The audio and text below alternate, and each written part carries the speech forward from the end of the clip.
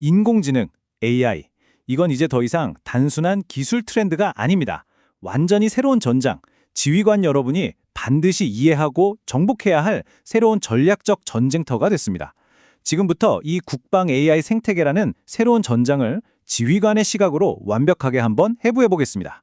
지휘관님께 한번 여쭤보겠습니다. 미래 전장의 승패, 과연 무엇이 결정할까요? 그 답은 더 이상 K2 전차나 F-35 전투기 같은 전통적인 하드웨어에만 있지 않습니다. 바로 AI라는 디지털 영역, 눈에 보이지 않는 이 새로운 영토에 그 해답이 있습니다.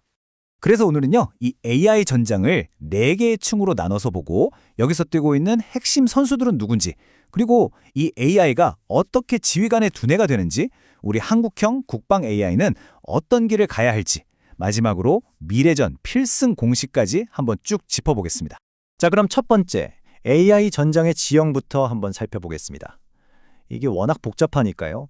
우리가 좀 익숙한 군 지휘 구조에 빗대서 딱 4개의 층으로 나눠서 설명해 드릴게요.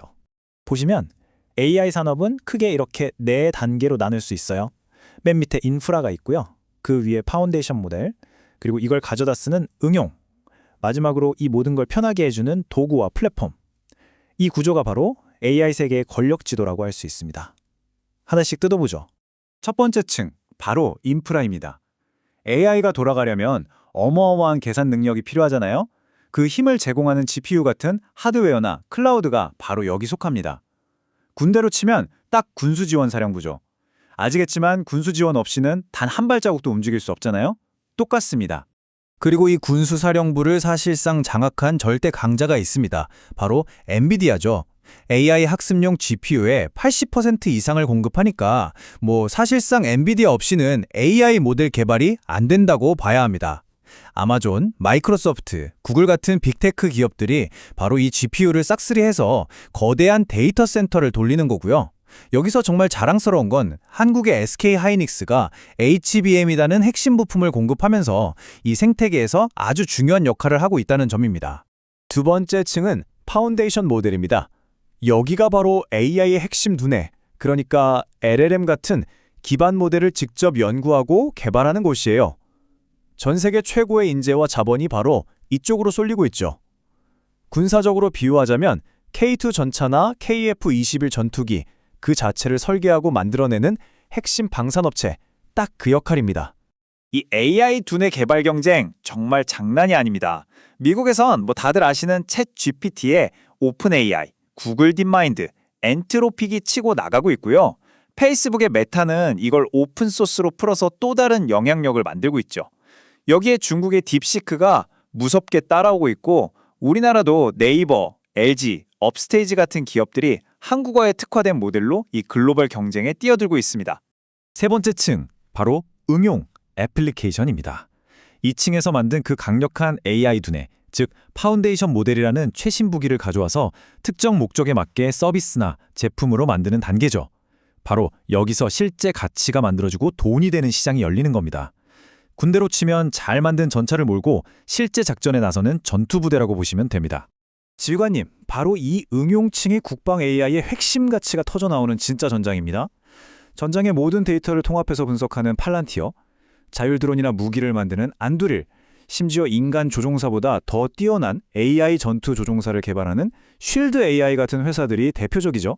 우리나라에서도 한화, LIG, KA 같은 방산업체들이 국방혁신 4.0을 기치로 이 분야에 본격적으로 뛰어들고 있습니다. 자, 마지막 네 번째 층은 도구와 플랫폼입니다.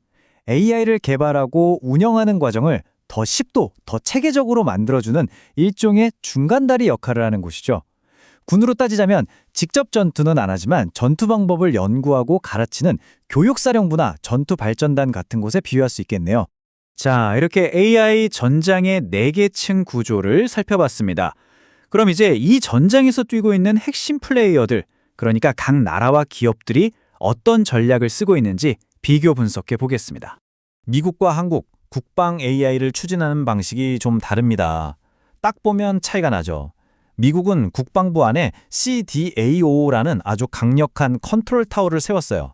그리고 여기서 팔란티어 같은 혁신 기업들하고 직접 계약해서 기술을 아주 빠르게 도입합니다. 반면에 한국은 국방혁신 4.0이라는 큰 그림 아래에서 기존 방산업체들과 협력하는 일종의 민관 파트너십 모델을 쓰고 있죠. 미국의 방식은 속도가 생명이고 우리 방식은 안정적인 협력에 강점이 있다고 볼 수 있습니다. 미국의 대표 주자 팔란티어와 안드리를 비교해보면 전략 차이가 더 명확해져요. 팔란티어는 철저하게 소프트웨어 중심입니다. 전장의 모든 데이터를 빨아들여서 지휘관의 눈과 두뇌가 되어주는 C4I 시스템을 만드는 거죠. 반면에 안드릴은 하드웨어와 소프트웨어를 합쳐서 드론이나 자율 감시 시스템처럼 직접 싸우는 자율 전투 로봇을 만듭니다. 그러니까 팔란티어가 두뇌라면 안드릴은 신체를 만드는 셈입니다. 그렇다면 이 모든 국방 AI 기술이 지향하는 궁극적인 목표는 뭘까요? 그건 바로 지휘관의 머릿속, 즉 인지 능력을 극대화해서 의사결정의 속도와 정확도를 완전히 다른 차원으로 끌어올리는 겁니다. 국방 AI가 가장 집중하는 세 가지 핵심 영역이 있습니다. 첫째, ISR 분석을 통한 정보 우위 확보. 한번 상상해 보세요. 수천 시간짜리 드론 정찰 영상을 AI가 단 몇 분 만에 분석해서 핵심 표적을 딱 집어주는 겁니다. 둘째, AI가 여러 작전 옵션을 제시해주는 인공지능 참모 역할. 그리고 셋째는 드론 때처럼 로봇이 직접 싸우는 자율전투 시스템이죠. 국방 AI의 진짜 가치, 그 본질은 바로 이겁니다. 사람이 절대 따라갈 수 없는 속도로 어마어마한 양의 ISR 데이터를 처리하고 이걸 실행 가능한 전략 옵션으로 바꿔서 지휘관의 의사결정 루프, 우리가 흔히 말하는 우다 루프를 혁신적으로 단축시키는 데 있는 거죠. 자, 그럼 우리 군은 이 국방 AI 역량을 어떤 순서로 키워나가야 할까요? 그냥 막연하게 해서는 안 되고 아주 명확하고 실행 가능한 단계별 계획이 필요합니다.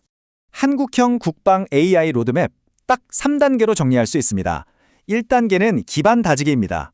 모든 AI의 쌀이라고 할 수 있는 양질의 군사 데이터를 표준화해서 모으고 AI를 개발할 인프라부터 확실하게 까는 거죠. 2단계는 민간 기술을 적극적으로 활용하는 겁니다. 이미 세계 수준인 우리 민간 AI 기술을 빠르게 가져와서 군에 맞게 최적화해야 합니다. 그리고 가장 중요한 마지막 3단계, 바로 지휘관 여러분의 도메인 지식을 여기에 접목하는 겁니다. 기술만으로는 절대 이길 수 없어요. 이 응용층에서 지휘관님들의 그 깊은 전략적 지혜가 AI에 녹아들어야만 비로소 진짜 전투력이 나오는 겁니다. 자, 이제 거의 다 왔습니다. 오늘 분석한 내용의 핵심만 딱 요약해서 미래전장의 필승 공식을 제시해드리겠습니다. 아까 보셨던 이 4개의 층, 이게 따로 노는 게 아니라 아주 긴밀하게 연결된 하나의 가치 사슬입니다. 튼튼한 군수 지원, 즉 인프라 없이는 뛰어난 무기인 파운데이션 모델이 나올 수 없고요. 아무리 좋은 무기가 있어도 실전 경험, 즉 응용이 없으면 그냥 고철덩어리일 뿐이죠. 결국 미래전장의 승리는 이 가치 사슬 전체를 이해하고 장악하는 자에게 돌아갈 겁니다. 그리고 이것이 오늘 브리핑의 가장 중요한 결론입니다. 국방 AI의 응용층, 바로 이곳이야말로 지휘관님들이 평생 쌓아오신 경험과 전략적 지혜, 즉 도메인 지식이 그 어떤 첨단 기술보다도 강력한 비교 우위가 되는 지점이라는 겁니다. AI가 지휘관을 대체하는 게 절대 아닙니다. 지휘관을 훨씬 더 강력하게 만들어주는 최고의 무기가 되는 거죠. 앞으로 5년 안에 AI 기술이 전장에 미칠 영향력을 예측해 본 겁니다. 자율 시스템이나 ISR 분석도 물론 중요하죠. 하지만 가장 주목해야 할 부분은 바로 AI 보조 지휘 결심 체계입니다. 왜 이게 변혁적이냐고요?